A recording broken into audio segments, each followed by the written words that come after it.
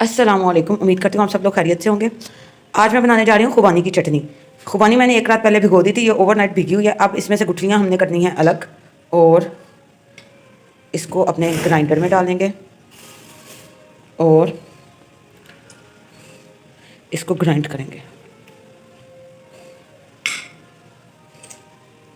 बिल्कुल इस तरह। व्यूवर्स, मैंने इसके सारी गुठलियाँ अलग कर दी हैं। जिस पानी में भिगोया था वो पानी भी इसके अंदर डाल दिया।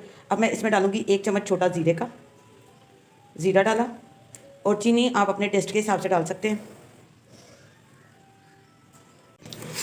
क्योंकि मेरे घर में चीनी ज़रा ज़्यादा तेज़ पसंद की जाती है चटनी में, तो इसलिए मैं इसमें डालूंगी थोड़ी ज़्यादा चीनी, 3 चम्मच भर भर के, 3 से भी थोड़े से ज़्यादा। इसके अलावा इसमें जाएगा चाट मसाला। इसमें काला नमक भी डालते हैं, लेकिन मैं नहीं डालूंगी क्योंकि बच्चों ने भी खाना है।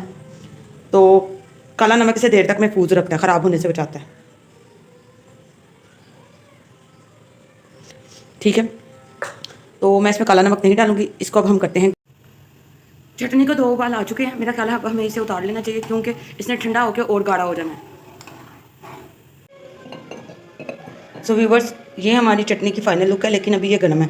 इसको ठंडी करें, ठंडी करके इसको किसी एयर टाइट जार में बंद कर लें, और ये फिर आपकी पूरा महीना चल सकती है। उम्मीद करती हूँ आपको आज की ये वीडियो पसंद आई होगी। इंशाल्लाह नेक्स्ट वीडियो के साथ मुलाकात होगी। अल्लाह हाफिज़।